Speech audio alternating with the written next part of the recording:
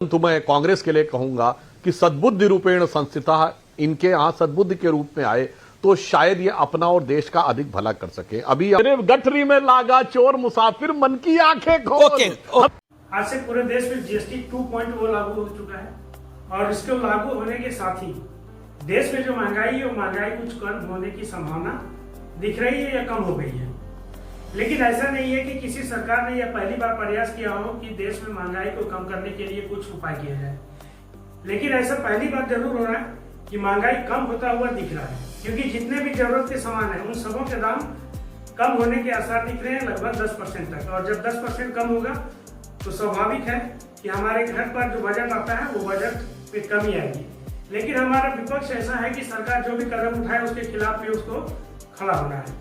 यहाँ पे विपक्ष भी जहां उनकी सरकारें हैं वो अपना क्रेडिट ले सकती थी कि मैं भी अपने राज्य में इतना 10% का बचत अपने राज्य की जनता के लिए करने जा रहा हूँ। लेकिन ऐसा नहीं है, ये लोग बस सरकार के विरोध में ही सिर्फ खड़े रहते हैं। आज के डिबेट वीडियो में सुधांशु त्रिवेदी और लेफ्ट के नेता विवेक श्रीवास्तव आमने सामने हैं और विवेक श्रीवास्तव को जानते हैं कि वो किस प्रकार के व्यक्ति है, उनका आर्गुमेंट किस प्रकार का रहता है। वो काफी इंटरेस्टेड होते हैं वो जब सुधांशु त्रिवेदी के सामने होते हैं और सुधांशु त्रिवेदी के जब तर्क निकलते हैं तो वो सुधांशु त्रिवेदी को डिस्टर्ब करने के अलावा उनके पास और कोई उपाय नहीं रहता है। वीडियो अंत तक देखिएगा, वीडियो बहुत मजेदार है, बहुत जानकारीपूर्ण है और लास्ट में फिर हमारा यह डाटा भी तैयार है जिस डाटे के बारे में आपके साथ चर्चा करूंगा। तो चलिए वीडियो को शुरू करते हैं। देखिए, आज शक्ति की आराधना का पर्व प्रारंभ हुआ है। भारत में आज से त्योहारों का मौसम प्रारंभ होता है, पर्व का उत्सव। तो सर्वप्रथम मैं कहना चाहूंगा हमारे यहां देवी की आराधना समृद्धि के रूप में भी की जाती है। तो कहा जाता है ना, या देवी सर्वभूतेषु समृद्धि रूपेण संस्थिता नमस्तस्यै नमस्तस्यै नमस्तस्यै नमो नमः। परंतु मैं कांग्रेस के लिए कहूंगा कि सद्बुद्धि रूपेण संस्थिता इनके यहां सद्बुद्धि के रूप में आए तो शायद ये अपना और देश का अधिक भला कर सके। अभी गठरी में लागा चोर मुसाफिर मन की आंखें खोल।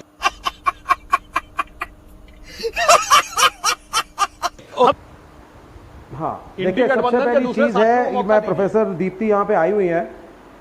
हाँ, एक मिनट, ये प्रोफेसर दीप्ति यहाँ पे आई हुई है, जरा ये मुझे बताएं, अगर ये इस मूव को पॉलिटिकली तो सभी ने हेल किया है कि जीएसटी की रेट्स कम होगी, लेकिन अभी इसका डायरेक्ट बेनिफिट कंज्यूमर को मार्च 26 के पहले तो पहुंचेगा नहीं।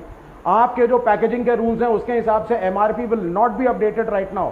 तो आप चाहे नवरात्रों में उसका इनॉग्रेशन करिए, चाहे आप दिवाली में खुशियां मनाइए, अभी बेनिफिट मिलने वाला नहीं है। Point number 1। पॉइंट नंबर 2, जो ऑपोजिशन रूल दिवाली में सब खुशियां मनाते हैं, ठीक है, मैं जीएसटी के पर्सपेक्टिव में बोल रहा हूं सर। कोई नहीं, इनको सवाल नहीं, आप भी खुशी मनाइए, दिवाली पे आप भी दिया जलाइए। मैं जानता हूं आप नास्तिक हैं, लेकिन ये साला कर क्या रहे हैं आप? नहीं, बिल्कुल आप आत्मनिर्भर भारत बनाइए सर। 100% एफडीआई के साथ सुधांशु त्रिवेदी आत्मनिर्भर बनाना चाहते हैं भारत को। ये कह रहे हैं साहब कि कांग्रेस का हमेशा विदेशी कनेक्शन रहा है। मिसेस इंदिरा गांधी ने जब बैंकों का राष्ट्रीयकरण करा था तो कौन सा विदेशी कनेक्शन था? जब सोशलिज्म शब्द को डाला कॉन्स्टिट्यूशन में तो कौन सा विदेशी कनेक्शन था? ठीक है, दीप्ति से आपका सवाल है, वो जवाब देंगे, फिर सुधांशु त्रिवेदी को मैं लेके आता हूं। ओके दीप्ति, मेक विवेक जी, आपने डायरेक्ट मुझसे सवाल पूछा तो शायद विवेक जी शायद आप अपडेटेड नहीं हो, शायद आप अपडेटेड नहीं हो। पैसा कहां से आएगा? विवेक जी, शायद आप अपडेटेड नहीं हो। 2 दिन पहले ही आपके जैसे ऑब्जेक्शन है। एक बोलिए विवेक, बोल लीजिए, आप अपनी बात को कंप्लीट कर लीजिए, फिर दीप्ति बोलिए। 10 सेकंड, एक ऑब्जेक्शन बोलने दे, बोल। और है जो ऑपोजिशन रूल स्टेट्स ने बताया है कि आपने जीएसटी की दरें जो कम कराई हैं, इससे जो रेवेन्यू का लॉस स्टेट्स को होगा उसमें BJP rule states okay, you made your point Vivek. Okay, direct rebuttal on both the points. आपने पहले पॉइंट पे बोला कि क्योंकि एमआरपी के पैकेजिंग रेट्स कम नहीं होंगे, ये चीज आज नहीं, ये पहले ही एड्रेस हो चुकी है and that is why prime minister ने अपने पूरे सारे एमपी सारे एमएलएस की एक मीटिंग, वर्चुअल मीटिंग लेकर, ये 2 दिन पहले की खबर है और आप शायद अपडेटेड नहीं हो विवेक जी, उन्होंने पहले ही सबको कहा है कि अपने जिलों का, अपने एरिया का, आप देखो, आप बोले, मैं नहीं बोली ना, उनका जाके दौरा कीजिए and make sure that the benefit passes on to the last consumer. MRP जो पैकेजिंग है उसका भी वो तोड़ निकाल चुके हैं कि एमआरपी जितना भी हो सर, बेस सर बेस थोड़ी बदल रहा है, रेट बदल रहा आप पढ़ के आइए है। थोड़ा। विवेक जी बेस नहीं बदल रहा, आप इस बात को समझो। एमआरपी से उसका एमआरपी तो वही रहेगा, अरे मैडम, बेस जब वही वो है, वो GST reflect नहीं रेट करेगा, कम हो जाएगा, तो उसकी वजह से वो लागू बेनिफिट कैसे जाएगा होगा? कंज्यूमर को, which is what they are ensuring. आप तो पहले ही पेसिमिज्म में आ गए, आज आप मार्केट नहीं गए हो शायद। सर दूध नहीं, के, घी pessimism नहीं है, के, कानून कायदे से सबके चलिए। रेट मार्च मार्केट 2026 होकर आ रही से हूँ, पहले सबके ये रेट नहीं कम हो होने चुके वाला। हैं। दूसरी बात जो आपने करी डायरेक्ट रिबटल, दूसरी बात जो आपने करी है कि स्टेट्स का रेवेन्यू कम होगा। सर स्टेट्स का रेवेन्यू फाइनेंस कमीशन होती है उसके तहत डिसाइड होता है, उसमें भी सारे स्टेट्स का रिप्रेजेंटेशन होता अरे है, मैं कह रहा हूं, पूरी compensate एक कैसे टैक्स करेंगे आप? डेवल्यूशन मेथोडोलॉजी होती है, उसके तहत अगर ओवरऑल, और वैसे भी यहाँ पे भी पेसिमिस्ट ऑप्टिमिज्म नहीं है, आपका पेसिमिस्ट व्यू है कि आप कह रहे हो कि पूरा रेवेन्यू, सर पूरा रेवेन्यू बेस नहीं कम होगा, बेस बढ़ेगा, आप हमें कॉम्पनसेट नहीं करेंगे in the economy which will be devolved as per the tax अच्छा, devolution। एक परिवार को कितनी राहत मिल रही है दीप्ति, अगर मैं आपसे सिंपल पूछूं तो? बिल्कुल, एक परिवार को अगर आप छोटी से छोटी चीज उठा के देखो, क्योंकि उसमें टूथब्रश, टूथपेस्ट, दूध, घी रोजमर्रा की चीजें हैं, चाहे आप 5 रुपए की बात करो, चाहे आप 10 रुपए की बात करो, हर चीज का बेनिफिट हुआ है। तो from the new middle class जो प्रधानमंत्री जी ने बात करी, टू द पुअरेस्ट, पूरे महीने का अगर हम देखते हैं तो 5 से 7 हजार बेसिक गुड्स वाली जो खरीदता है हाउस होल्ड, उसको भी फायदा होगा। 5-7 हजार रुपए बड़ी बात है, छोटी बात है? 5-7 हजार रुपए अगर मिडिल क्लास के बच रहे हैं सर, गरीबों के भी, मिडिल क्लास के भी, केवल ये तो मैं विवेक से पूछ रहा हूं। विवेक, 5-7 हजार रुपए बचना बड़ी बात है, छोटी बात है? जी सर, आपका क्या व्यू है सर? ये पैनिक में इन्होंने मूव को उठा। सर मैं आपकी बात से बिल्कुल सहमत हूं, हर गरीब को, हर लोअर मिडिल क्लास को अगर बेनिफिट मिलेगा that is a good thing, but panic क्या है? Been given earlier. दूसरा, ये रिएक्शन में दे रहे हैं, जो टैरिफ लगाए हैं ट्रंप ने उसके रिएक्शन में दे रहे हैं क्योंकि चीजें महंगे होने जा रही हैं, हमारे ऊपर प्रेशर है, अमेरिका से रैडिकली उठाया है। सर जब आप कहते हो जवाब नहीं देते, अगर उसके रिएक्शन में भी किया तो बेनिफिट इज पासिंग ऑन, से it in so many words, पर हम दूध नहीं कहां ले रहे हैं ट्रंप से, अमेरिका से? लड़ाई तो पूरी वही है, भारतीय किसान और जो भारतीय डायरी प्रोडक्ट्स है, वहां अमेरिका अपनी एंट्री चाहता है, और वही तो प्रधानमंत्री ने बोला कि जब तक मैं हूं मैं इनको एंट्री नहीं लेने दूंगा। बिल्कुल पहले कर दिया होता नहीं है।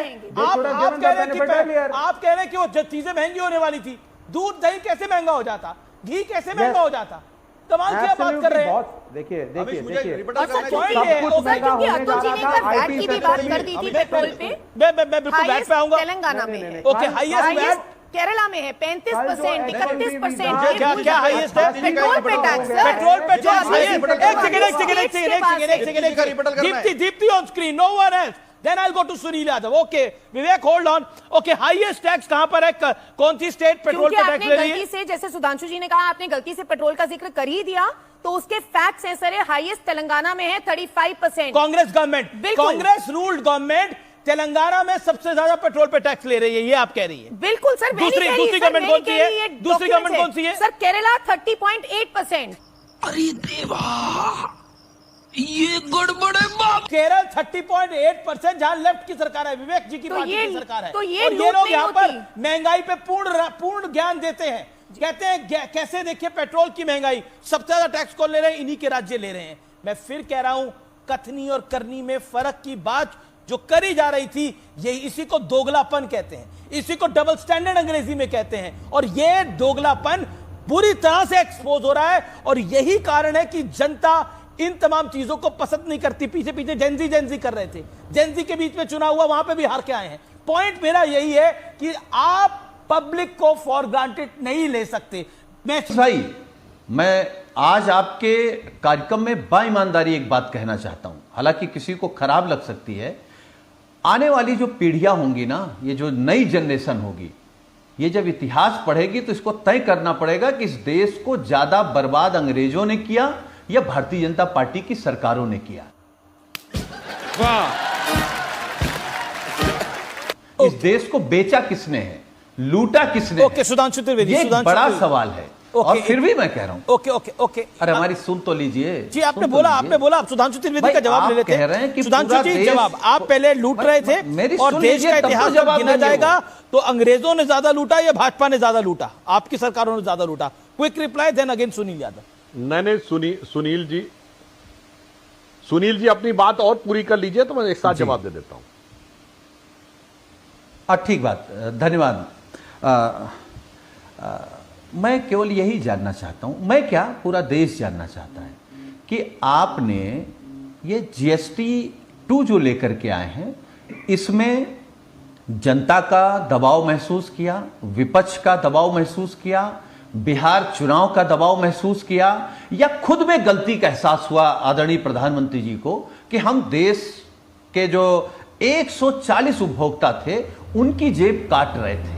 किसी चीज का तो आभास हुआ होगा, कोई ना कोई तो बात प्रधानमंत्री जी को लगी होगी, क्योंकि प्रधानमंत्री जी अपने फैसले खुद जब वापस लेते हैं, या हम आप कोई भी कुछ बोले या कुछ फैसला करें और जब उसको वापस लेते हैं या उसमें कमी करते हैं तो गलती का एहसास करते हैं। क्या देश के आदरणीय प्रधानमंत्री जी को, बीजेपी के लोगों को, उनके सहयोगियों को, उनकी विचारधारा के लोगों को इस बात की गलती का एहसास हुआ है कि हम ज्यादा टैक्स ले रहे थे? ओके, ठीक है, ज्यादा GST पहले भी बात बोली, लूट हो रही थी, अब गरीब की जेब काट रहे थे।